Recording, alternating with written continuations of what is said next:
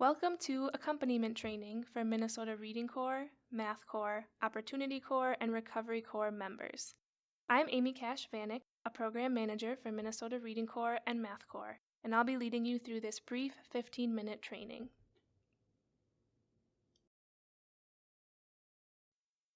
You may be wondering, what does accompaniment mean and how will this affect me? Don't worry, we will cover all of your questions today during this 15-minute training. What is accompaniment? You received an email the Friday before you started service notifying you that you are currently serving on accompaniment. Accompaniment is a higher level of supervision. It means that a member with background checks pending can still work with vulnerable populations, but while doing so, must be in the physical presence of another individual whose background checks have been cleared. Accompaniment is all about the safety of the children and participants our programs serve, and your safety as well. Vulnerable populations include children age 17 and younger, persons age 60 and older, and individuals with disabilities. You will need to be accompanied when you are directly serving a vulnerable population at your service site. For tutors, this applies to the students you will work with. For navigators, this applies to the participants. How does accompaniment affect you? Until we receive the results of your background check, you will be serving on accompaniment. While you are working with vulnerable populations, you must be in the physical presence of an adult whose background checks are cleared. You might be wondering, did I do something wrong? No, you did not do anything wrong, and being on accompaniment does not mean that there is any concern with your background check. This is simply a timing issue. There are only 2 people at the state office who run background checks for the entire state of Minnesota. Background checks cannot always be processed from the time members are fingerprinted to the time they start service. Accompaniment allows members with pending background checks to start service before the checks are cleared. Next, we'll talk about what your action steps are.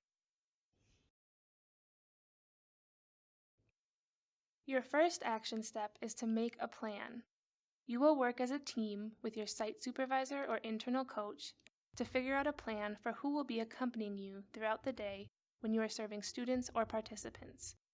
Your site supervisor or internal coach has been notified via email that you were placed on accompaniment, and they have been trained in this as well. They are aware it is part of their role to support you with creating an accompaniment plan. They might not be the person who does the actual accompanying, but they will know who could be. So who can accompany you? Accompaniment can be performed by your site supervisor or internal coach or another site staff member. Accompaniment can even be performed by other members as long as all check components required for access to vulnerable populations have cleared for the individual performing accompaniment. Here are some examples of what it can look like to be accompanied at your service site if you are a Reading Corps or Math Corps tutor. You can tutor at a desk in the hallway, outside of a classroom with an open door, and the teacher in that classroom can be accompanying you. You can tutor in the library, and the librarian can accompany you. Or you could share a space with another member at your site whose background check is cleared. Here are some examples of what it can look like to be accompanied at your service site if you are a navigator. You could be meeting with a participant in a cubicle, and your supervisor or another site staff could be within eyesight and earshot. Or you could be facilitating a group session in a conference room and keep the conference room door open, with someone outside the room being responsible for accompanying you. Please note, accompaniment is also the responsibility of your site supervisor or internal coach and your service site to ensure the safety of everyone. Please ensure that you understand the responsibility for accompaniment and are upholding the requirements while at your service site. Don't be afraid to ask for help. Your second action step is to document. It is good practice to keep track of accompaniment information on paper throughout the day. You might have multiple people accompanying you throughout the day at different times. You will also need to document specific accompaniment information on your timesheets in Encore. There is a specific box at the bottom of your timesheet where you will enter your accompaniment information for each pay period.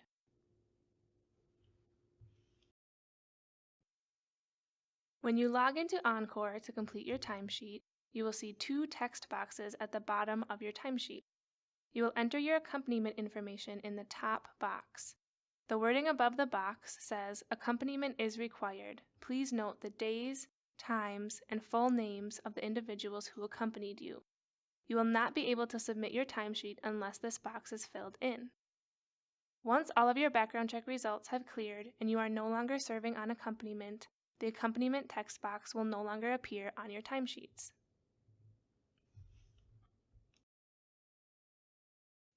Here is an example of a completed accompaniment text box on a timesheet in Encore. To review, the documentation that you should include in this box are the dates of accompaniment, the times of accompaniment, and the first and last names of any individuals who provided the accompaniment.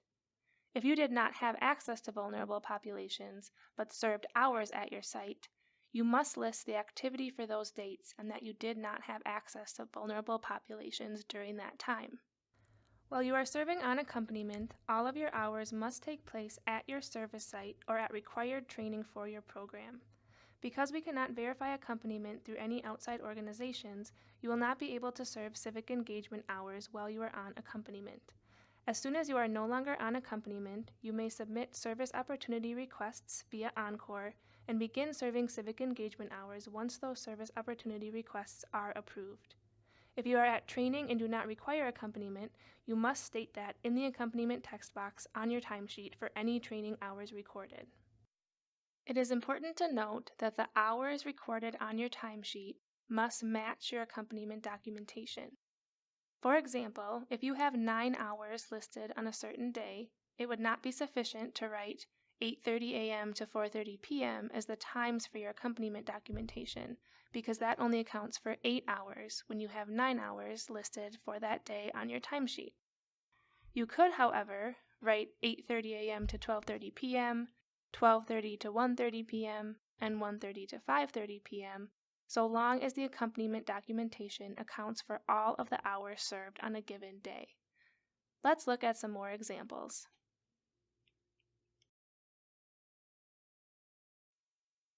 Example number 1.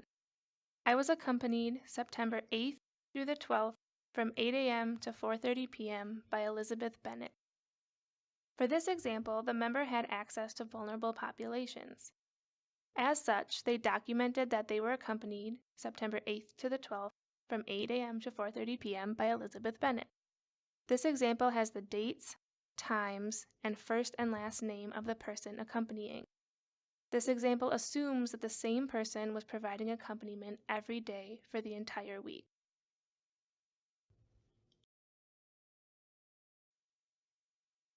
Example 2. I was accompanied September 8th from 8 a.m. to 4:30 p.m. by Elizabeth Bennett. I was accompanied September 9th through the 12th from 8 a.m. to 4:30 p.m. by Jane Eyre. Sometimes it is not possible for the same person to accompany you each day. In this example, the member documented that they were accompanied one day by Elizabeth Bennett and the rest of the week by Jane Eyre. This example has the dates, times, and first and last name of each person who accompanied the member.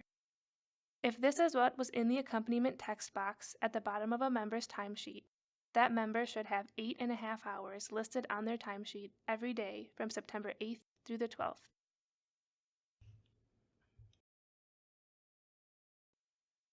Example 3. I was accompanied on September 9th from 8 a.m. to 12 p.m. by Jane Eyre and from 12 to 4 p.m. by Elizabeth Bennett. This example shows how to document if more than one person accompanied you within the same day.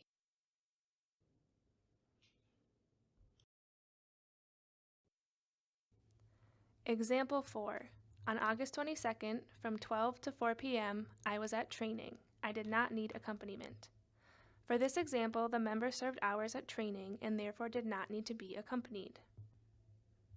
Please note, even if you did not need accompaniment for a certain activity, your accompaniment documentation must still account for all hours served.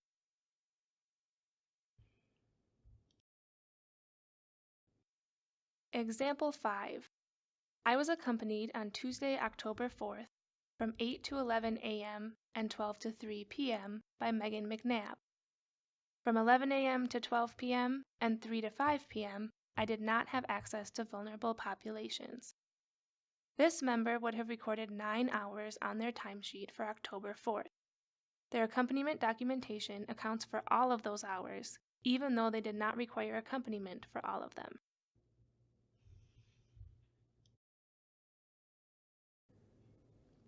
So, what do you do if you forgot or if you didn't document accompaniment information correctly? It's okay. Don't panic. We are here to help.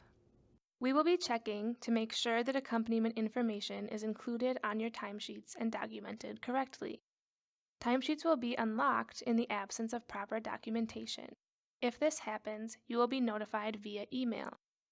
You will receive notes about what changes need to be made. Make the necessary changes and resubmit the timesheet as soon as possible. If you have any questions about what is needed or how to correct the documentation, don't hesitate to contact your program manager. We're happy to help. Your living stipend will be delayed if the timesheet is not submitted and approved with correct documentation by the timesheet deadline. Because of this process, and to ensure corrections are made and your timesheet is approved before the deadline, follow these best practices. Submit your timesheet on the Monday following the end of the pay period. The Living Allowance schedule in your AmeriCorps program manual shows each date timesheets are due. This will give our staff 1 week before the deadline to check your timesheet and support you in making any necessary corrections. Your timesheet must have correct documentation, be submitted and approved before the Friday following the end of a pay period. For example, if the pay period starts on August 20th and ends on September 2nd, pay periods always start on Sunday and end on Saturday, 2 weeks in length. Your timesheet will be due on September 4th. Your internal coach will need to approve it by 5 p.m. on Friday, September 8th. This is the final deadline for timesheets. Therefore, it's best for you to complete and submit your timesheet by September 4th, allowing 4 days for corrections, resubmission, and approval to happen before the final deadline. If you submit your timesheet, for example, on Thursday, September 7th, there is only 1 day for our staff to catch any errors, the timesheet to be unlocked, you to make changes, and your internal coach to approve before the 8th. This is a lot that would need to happen in a short amount of time, and it relies on a lot of different people. Please help ensure your living allowance is never delayed and submit all of your timesheets on the Monday following the end of the pay period. Thank you in advance. You only need accompaniment documentation on your timesheets up until the date you receive an email telling you are no longer on accompaniment. After you are off accompaniment, the text box will no longer appear on your timesheets. Your internal coach or site supervisor will also be notified via email when your background checks are cleared. We usually receive background check results within 30 days of a member's start date.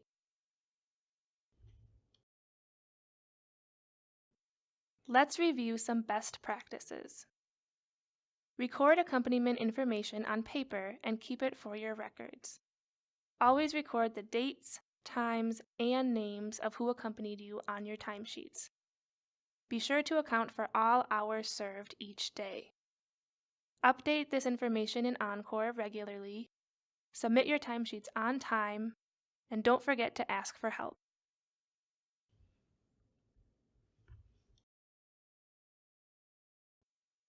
If you have questions about anything covered in this training, please contact your program manager. Thank you for your time and for your service to our programs.